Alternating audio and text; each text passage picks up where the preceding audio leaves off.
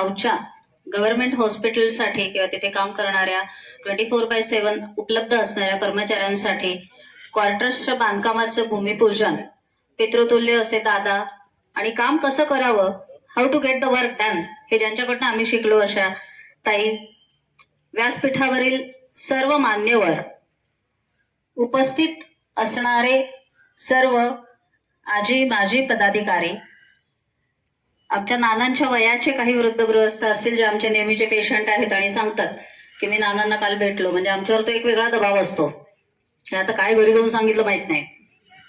असे सर्वजण, माझे सर्व पेशंट्स, माझे रुग्ण, माझे कर्मचारी आणि उपस्थित सर्वजण, आज आपण सर्वजण ह्या कार्यक्रमासाठी आवर्जून सकाळच्या वेळात वेळ काढून उपस्थित राहिलात आणि आमच्यासाठी एका नवीन सुरुवात आमच्यासाठी ही आहे, त्याच्यासाठी आपण आलात, त्याबद्दल सर्वांचे धन्यवाद आणि खूप खूप आभार.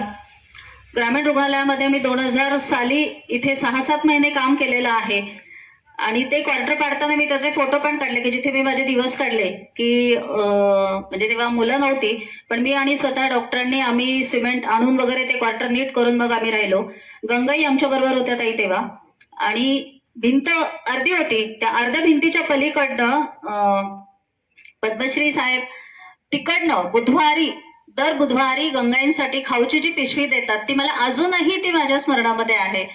आणि म्हणून त्या गावामध्ये जिथे आपण वैद्यकीय अधिकारी म्हणून काम करायला सुरुवात केली तिथेच आज वैद्यकीय अधीक्षक म्हणून आपल्याला प्रमोशन मिळते. यासारखी दुसरी भाग्याची गोष्ट कदाचित कोणाच्या नशिबामध्ये नसेल. आणि म्हणूनच आमच्या वतीनं सर्वतोपरी सर्व रुग्णांसाठी सेवा देण्याचा आमचा अविरत प्रयत्न राहील.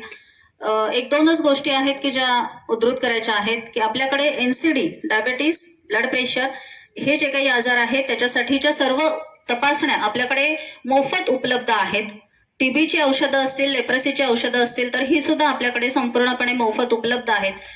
ज्या तपासण्या करण्यासाठी बाहेर 2-2, 4-4 हजार रुपये लागतात त्या सर्व HLLच्या माध्यमातून आपल्याकडे ह्या सर्व तपासण्या होत आहेत. अगदी ज्यांना दिवस राहत नाहीत त्या स्त्रियांपासून गरोदर स्त्रियांच्या सर्व जे काही एखाद्या दवाखान्यामध्ये अपेक्षित असं काम आहे ज्याला आम्ही प्रिव्हेंटिव्ह म्हणतो, म्हणजे आजार होण्याच्या आधीचे, आजार झाल्यानंतर बरे करण्याचे, ह्या सर्व गोष्टी माझ्या दवाखान्यामध्ये माझ्या कर्मचाऱ्यांच्या थ्रू सगळं उपस्थित आहे.